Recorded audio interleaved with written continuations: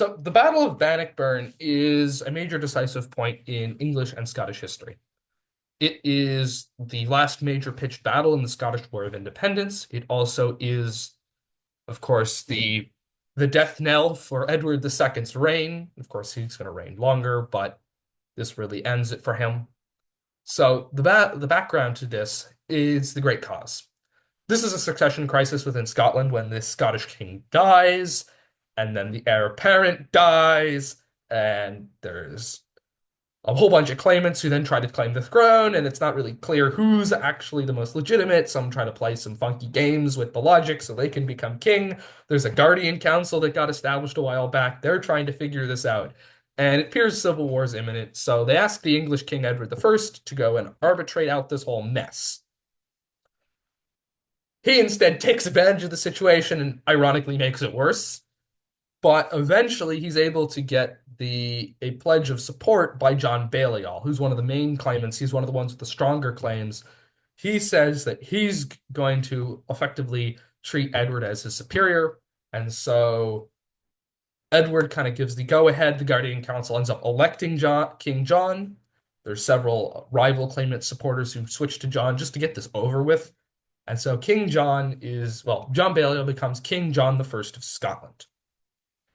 He ends up being a puppet to Edward I. Who could have guessed?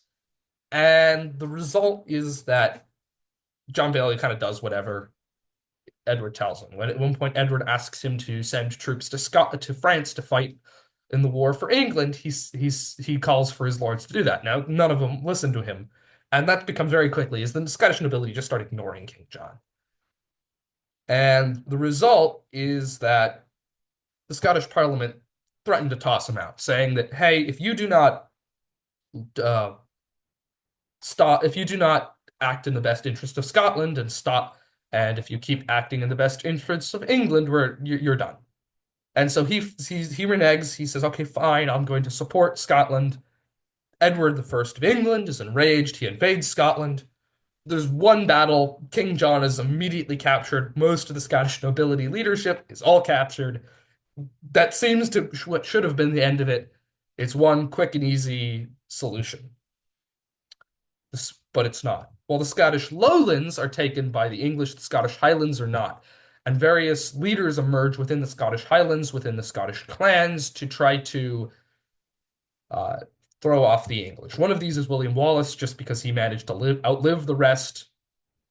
And he's able to assemble a fairly sizable army of mostly smallholders and clansmen, and he's able to defeat the English in a major battle.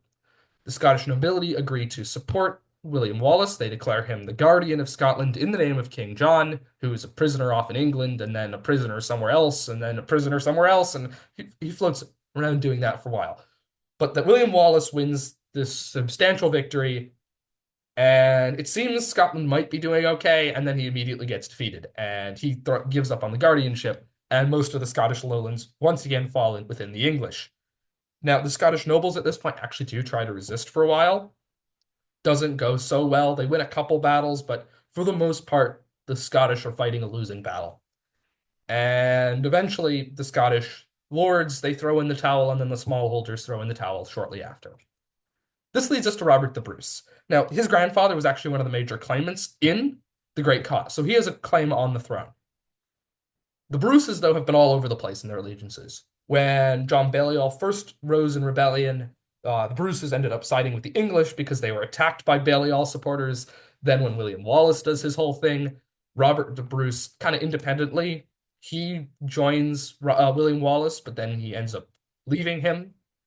And so, once William Wallace is out of the situation, and once the rebellion is over, a new Guardian Council is established, and of course, Robert attempts to make a play for the throne. Mostly because John Balliol at this point is completely discredited. Nobody really cares what he says. And that the other major claimant, Robert, actually kills and it's not really clear if it's an accident or he intended to. Anyways, he immediately takes the crown after that, so you can go with that what you want. But that he attempts to claim the Scottish crown. He's declared King of Scots, immediately loses, ends up going into hiding. It's just a disaster from start to finish. And yet, he's able to mount a fairly successful guerrilla campaign. Uh, and there's a couple things that really make him successful. Again, he knows what he's doing. But on the other hand, the English king dies in the middle of this, and the new English king is Edward II, and he's just not really into this whole Scotland thing, and so just hopes that his allies in Scotland and the English lords will deal with it, and he doesn't have to. And Robert wins. He's able to take most of Scotland back by 1314. There's a few castles that are holding out, but for as we get towards the battle itself, Scotland is kind of, at least in theory, independent. In reality, they're still fighting. It becomes pretty clear that one of the last castles, which is a Stirling Castle, it has about until the early summer of 1314. If it's not relieved by the English by then, they're going to have to surrender, and that's going to be pretty much the end of the English presence in Scotland. Stirling Castle is the last major English stronghold in the Scottish Heartlands. As a result, Edward II feels compelled to go and save the castle because since his father's death in 1307 and 1314, the English lord's opinion of him has diminished, and he's on shaky ground. It's not really clear he can hold on to the crown if he loses Scotland, and so he decides to mass an army. The English army is fairly large. It's significantly larger than the Scottish. They have about 16,000 fighting men. They also have many more support personnel. There's some numbers as high as 25,000 total men.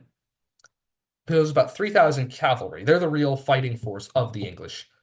Much of these are knights. These are very well armored. They're very well armed. They have a shield. They have a lance. They have a sword. They have some other melee weapon if they don't have a sword. They have these heavy war horses. They're going to break anything they run into usually. There's some lighter cavalry as well. The rest is mostly infantry, and this is little more than a peasant mob that they claim is fighting for them. They're very lightly armored if they have armor at all. They have kind of whatever weapons they can find, anything from a proper military weapon to some random farming tools. It's just kind of whatever. They do have some Welsh longbowmen, but probably the best infantry that the English have, but that's kind of its own story. The English knights are very confident in victory in the battle. We have such a big army, we're going to wipe the floor. The English infantry is kind of all over the place, on the other hand. And Edward II is an inexperienced commander. Also, most of his knights are also fairly green. So there's very little actual military experience going around within the English. There's a whole bunch of training, but not real battlefield experience, much like Edward I would have liked. The Scottish army is significantly smaller. It's almost all infantry. They do have a few hundred cavalry, but they're mostly light cavalry. Now, there are Scottish knights present, but there are not many of them. There's not enough for massed cavalry charges by the Scottish knights. To compensate for his smaller army, his weaker quality archers, and whatnot, Robert drills his infantry very efficiently in the Schiltron formation, which is just a giant pike block. He equips his infantry with pikes, and the idea is that they can drive off the English knights and the English infantry if they remained in these tight-packed formations. He also has a few other tricks up his sleeve, but for the most part, Robert's attempting to win this battle with quantity over quality. Well, quality over quantity.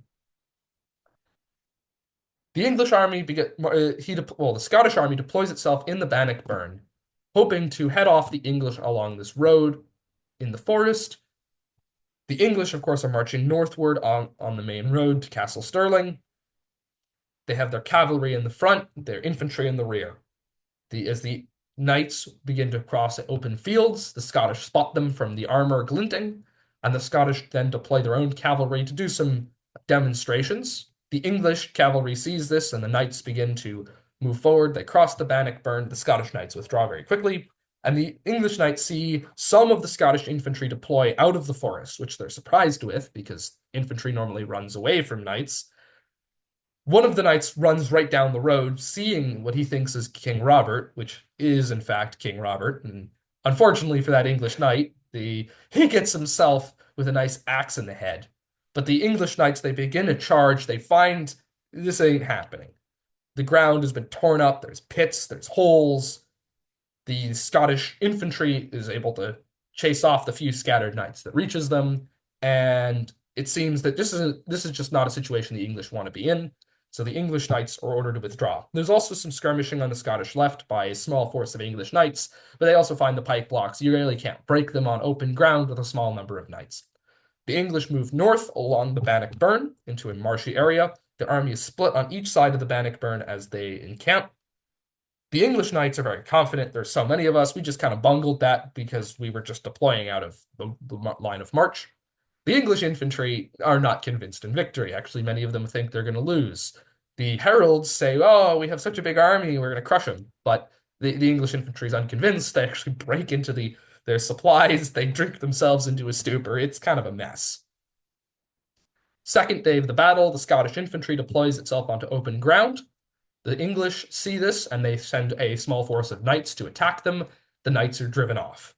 At this point, the English actually get a proper knight force together, and they have a series of massed cavalry charges into the Scottish schildtrans, which are thrown back with heavy casualties. The English are very surprised as they see horses and men just disappear as they charge into the pikes. The Scottish infantry begins to push forward, and there's this very close engagement. When I say close, I don't mean it's close and who's going to win.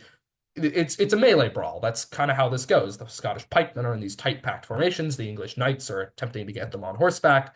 The English try to use their Welsh archers to hit the massed pike blocks, but there's something cavalry in the way. They can't really see them.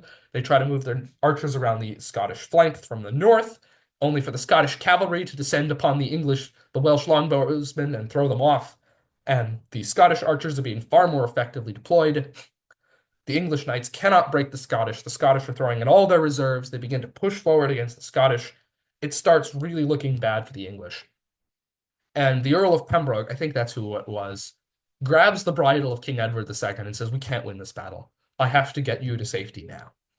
And so most of the English knights and the king's retinue, they all abandon the battle and they ride north on horseback. They actually make their way to Castle Stirling, seeking protection. And the garrison, they don't say go away. They say this is a bad idea. You're going to be trapped here if you stay here. So they actually go off. They go down to the coast and they're able to get away on boat. Meanwhile, and that couple takes a couple of weeks to occur, but meanwhile, the English infantry just gets destroyed. The Scottish infantry are of much better quality. Now they're exhausted, but they have momentum on their side, and it's really difficult to describe how important having a battlefield momentum is. And the Scottish just plow into the English infantry, and it turns into a rout. The English flee into the Bannockburn River. Thousands of them drown in the river. It turns from a rout to a massacre. The English army is broken. They flee in all different directions, and it's a major Scottish victory. Now, as mentioned, there is no English army. A couple thousand infantry actually do make it back to England, and yes, the surviving knights get away, but there's thousands of English casualties. They're devastating. The Scottish, we don't know how many casualties they've taken. We can assume they've maybe had a few hundred infantry casualties. For the most part, the English are done. The Scottish still have an army. Scotland ends up getting its independence through this, where the Edward II is able, and the English court recognizes Scotland is now an independent kingdom. They abandon their castles, and that's the kind of the end of the war. The Scottish, of course, as are now independent, so they're happy. Edward II loses any remaining credibility in England. For the next few years, he's almost in a holding pattern until he is thrown out by the English nobility because he's kind of a problem. And ends up his son, Edward III, being on the throne. There's some brief fighting with that whole issue with Scotland, but for the most part, Scotland's independent. England has been beat to hell. And that's the end of that. And so that is the Battle of Bannockburn. Here's my citations and whatnot.